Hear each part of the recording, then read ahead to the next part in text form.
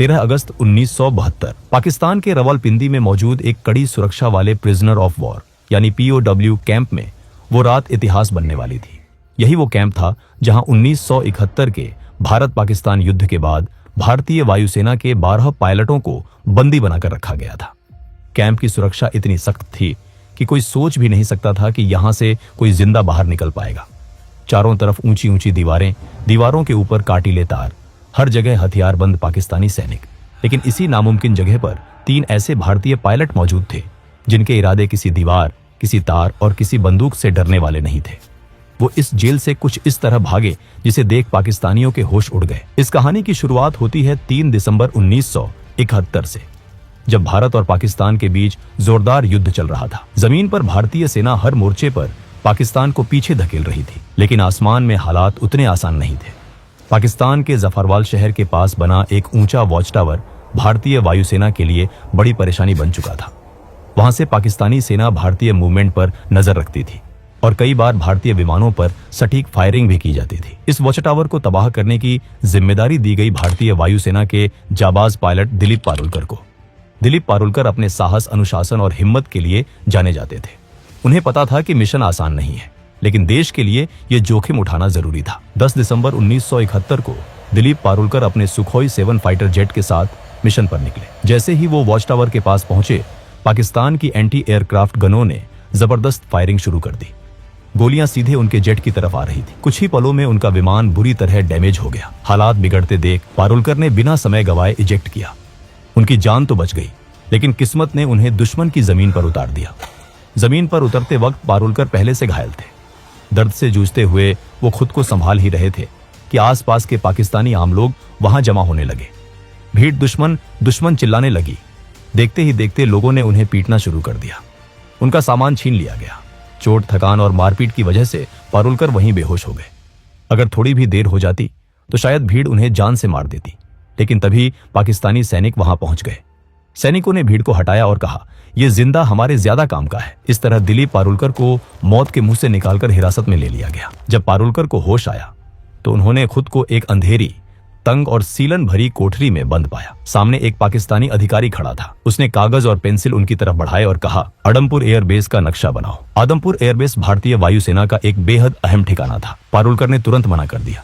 इसके बाद शुरू हुआ टॉर्चर का सिलसिला। आखिरकार भारी दबाव में आकर पारुलकर ने नक्शा बना दिया।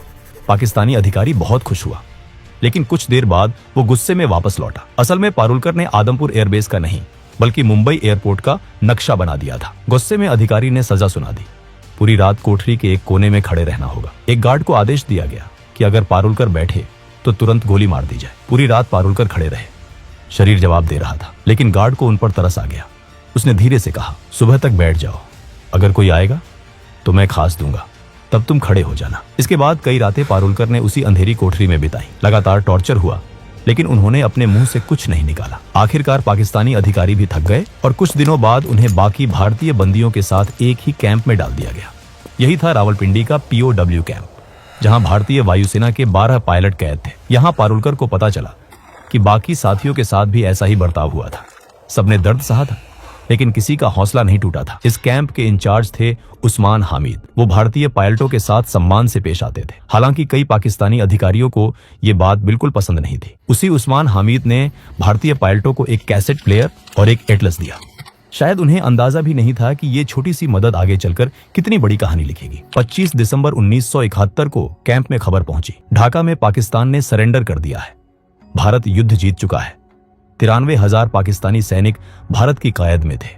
कैंप में खुशी की लहर दौड़ गई। सबको लगा कि अब जल्द ही वो घर लौटेंगे, लेकिन दिलीप पारुलकर का मन कुछ और कह रहा था।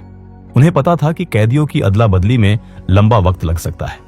उन्होंने साथियों से कहा, अगर हम यहां बैठे रहे तो शायद सालों लग जाए, क्यों ना हम खुद ही रास्ता निकालें। पहली बार किसी ने उनका साथ नहीं दिया, लेकिन पारुलकर हार मानने वाले नहीं थे। उनके दिमाग में एक बीज पड़ चुका था, आजादी का बीज, और यही बीज आने वाले महीनों में एक ऐसी योजना में बदलने वाला था जो रावलपिंडी की दीवारों को हिला देने वाली थी। 25 दिसंबर 1971 के बाद रावलपिंडी POW कैंप में एक अजीब सी खामोशी फैल गई थी। बाहर की दुनिया में जंग खत्म हो चुकी थी, लेकिन इन 12 भारतीय पायलटों के लिए लड़ाई अभी बाकी थी। सबको उम्मीद थी कि भारत और पाकिस्तान के बीच युद्धबंदियों की अदला बदली जल्द होगी, लेकिन दिन बीतते गए, हफ्ते गुजर गए। और कोई ठोस खबर नहीं आई। दिलीप पारुलकर को अंदर ही अंदर ये महसूस हो रहा था कि सरकारों की बातचीत में बहुत समय लग सकता है। उनका मन मानने को तैयार नहीं था कि वो बस इंतजार करते रहे। उनके लिए आजादी का मतलब था खुद के दम पर निकलना। शुरुआत में उन्होंने एक अलग योजना सोची। जब रात को टॉयलेट जाने के लिए एक सिपाही उनके साथ आता था, तब उसकी बंदूक छीनकर उसे ढाल बनाकर बाहर निकलने का प्लान बनाया गया। लेकिन ये रास्ता बहुत जोखिम भरा था। काफी सोच विचार के बाद पारुलकर ने यह प्लान खुद ही छोड़ दिया। समय बीतता गया, कई महीने गुजर चुके थे, लेकिन भारत सरकार की तरफ से कोई हलचल नहीं दिख रही थी। इसी दौरान कैंप में मायूसी बढ़ने लगी। तब पारुलकर ने एक बार फिर अपने साथियों से बात की। इस बार दो लोग आगे आए, MS ग्रेवाल और हरीश सिंह जी। तीनों ने तय किया कि अगर किस्मत ने मौका दिया है तो वो उसका इस्तेमाल जरूर करेंगे। अब शुरू हुआ असली प्लान।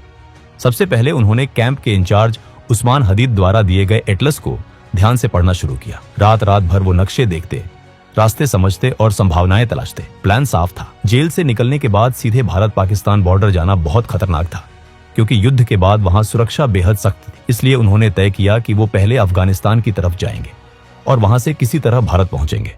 अगला कदम था सही सेल चुनना। उन्हें ऐसा सेल चाहिए था जो कैंप की बाहरी दीवार के सबसे पास हो, जहां गार्ड कम आते जाते हों। काफी निरीक्षण के बाद उनकी नजर पड़ी सेल नंबर 4 पर, लेकिन उस सेल में शिफ्ट होना आसान नहीं था। यहीं पर पारुलकर की समझदारी काम आई। उनका व्यवहार गार्ड्स के साथ हमेशा ठीक रहा था। धीरे धीरे उनकी कुछ सिपाहियों से जान पहचान हो गई थी।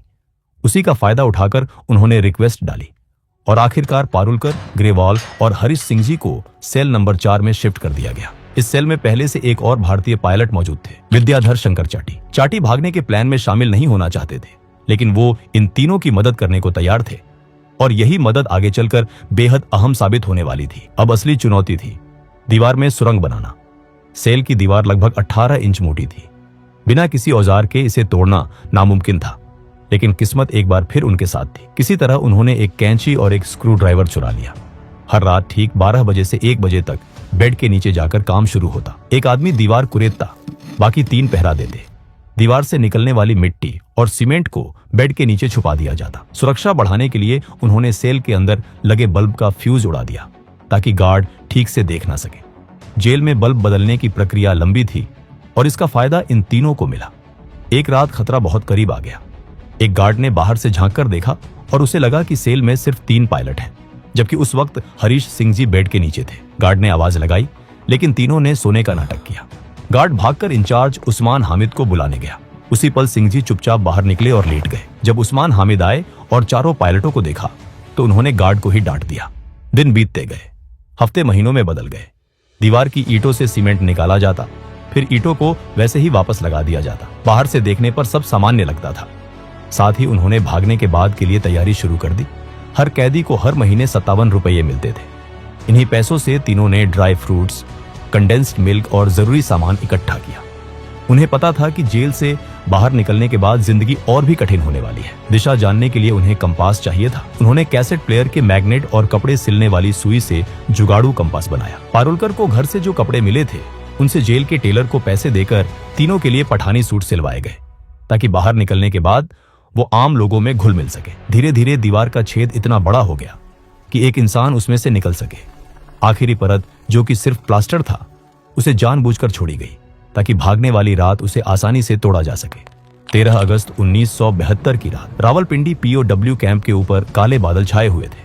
तेज हवा चल रही थी और थोड़ी ही देर में मूसलाधार बारिश शुरू हो गई। यही वो रात थी जिसका इंतजार दिलीप पारुलकर, MS ग्रेवाल और हरीश सिंह जी महीनों से कर रहे थे। तीनों ने अपने पठानी सूट पहने, ड्राई फ्रूट्स, कंडेंस्ड मिल्क, जुगाड़ से बना कंपास और थोड़े पैसे अपने पास रखे। जाने से पहले उन्होंने अपने साथी विद्याधर शंकर चाटी को गले लगाया। अब आखिरी कदम बाकी था। पारुलकर ने दीवार की आखिरी परत को धीरे धीरे तोड़ा।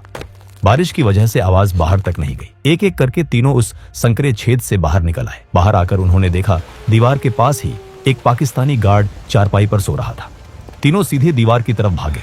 कुछ कपड़ों को बांधकर उन्होंने रस्सी बनाई, उसे ऊपर फेंका और दीवार के काटीले तारों के पार अटका दिया। पहले पारुलकर, फिर ग्रेवाल और आखिर में हरीश सिंह जी दीवार फांदकर दूसरी तरफ उतर गए। अब वो जेल से बाहर थे, लेकिन असली लड़ाई अब शुरू होने वाली थी।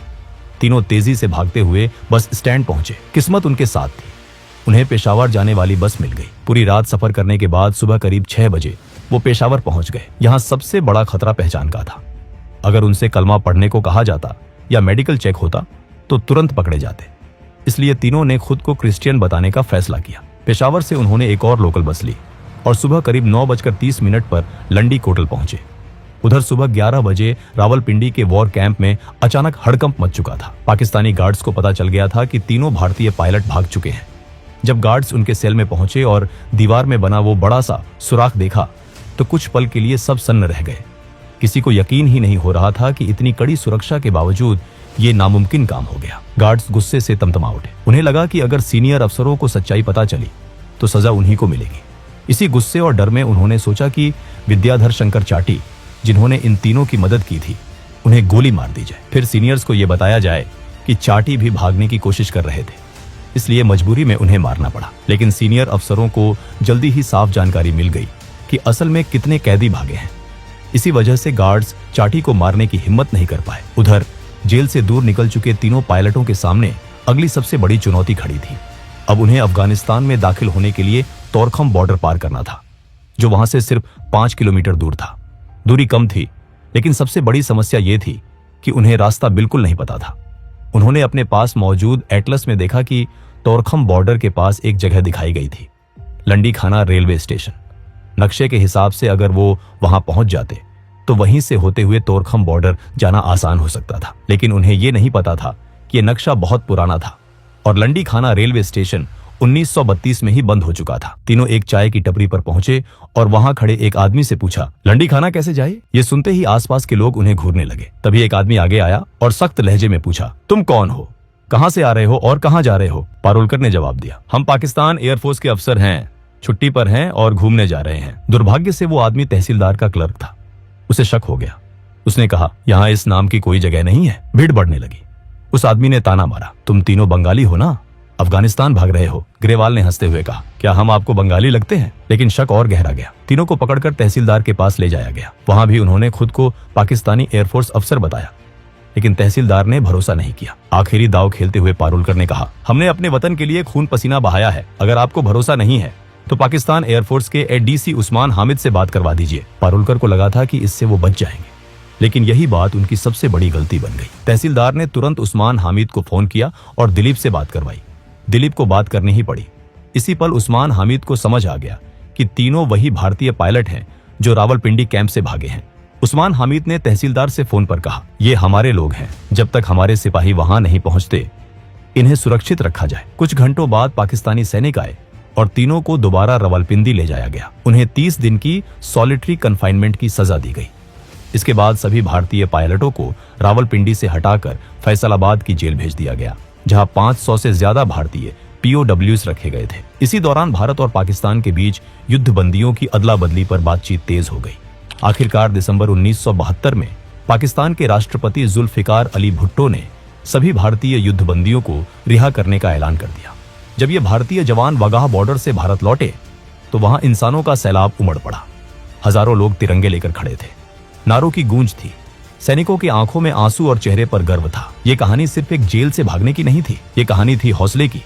ये कहानी थी उस जज्बे की जो सलाखों के पीछे भी आजाद रहना जानता है। और रावलपिंडी की वो दीवारें आज भी शायद याद करती होंगी कि कभी 3 भारतीय पायलट उन्हें चकमा देकर निकल गए थे। दोस्तों, अगर वीडियो पसंद आया हो तो वीडियो को एक लाइक जरूर करें और चैनल को भी सब्सक्राइब जरूर करें। हम ऐसे ही वीडियो हर हफ्ते लाते रहेंगे। तब तक के लिए जय हिंद।